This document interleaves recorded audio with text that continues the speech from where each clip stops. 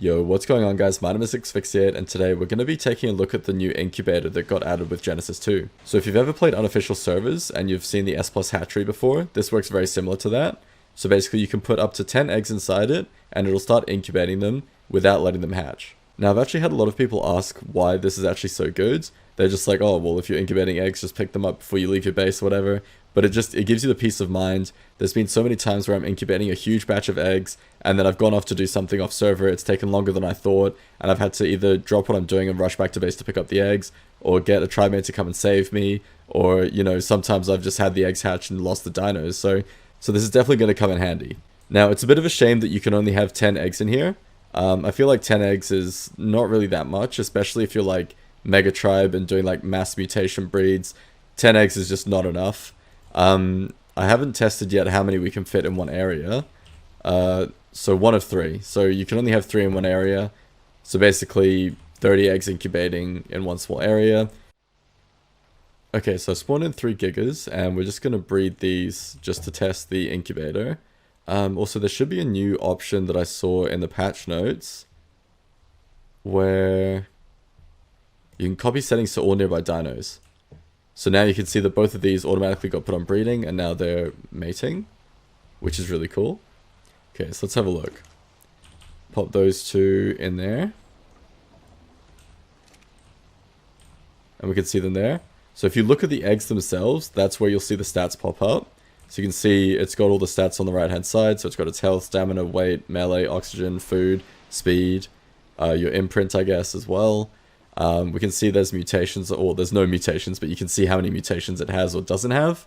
I was going to say, it would be interesting to see whether you can tell if there's new mutations beforehand, which you would be able to because it'll tell you the melee's higher or whatever stat you're looking for. So it looks like the current temperature is too low. We need to hit that green spot. So we need to make it warmer, which here, temperature controls, increase temperature by 10. Let's have a look now. It's getting closer. We need to do a bunch. Oh, that's too far. Decrease by 5. And again. Decrease by 1. Okay, perfect. Incubation boost. Oh, so it incubates even faster now. That's cool. So yeah, if you're incubating Gigarex, the perfect temperature is 44 degrees. There you go. Let's have a look at this one. So again, we've got a 20% incubation boost, which I imagine would stack with the world buffs you can do that increase your incubation speed as well. So that would make it even faster. That's kind of ridiculous. But this is really cool. This is really useful. So I love that you can just put your eggs in here and they're not going to accidentally hatch while you're away or anything like that. So you don't have to worry about it. It looks pretty cool. It definitely looks cooler when it's filled up. Like, let me just spawn in some more eggs so I can show you. I don't know why this doesn't... There we go.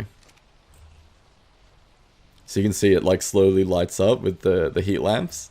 And then when it's all lit up, it looks really cool. But yeah, you can see here, I couldn't see any stats on these because they're just spawned in. Like, they have no stats to be displayed. Whereas these ones, I made to them and it worked. But yeah, I think this is a really cool item. There's not a lot to it. It's pretty basic and straightforward, but it's really, really useful. It's a bit of a shame that you can only have like 3 of these within range. Like, you can see when I was placing that one, it says 2 out of 3 and then 3 out of 3. You can't place any within, like, it's a long way. You have to be all the way over, like, past that foundation to be able to place more. So it's a huge range that you can only have 3 in, which means you can incubate 30 eggs at a time. Although, now that I think about it, you wouldn't actually have to incubate all of the eggs. Like, you could just put them in here, see if they've got a mutation, and if they do, keep them. If they don't, you could just crack them or take them out or whatever, and just cycle your eggs through here to find mutations. So maybe 30 eggs isn't that bad, like, this might actually be okay.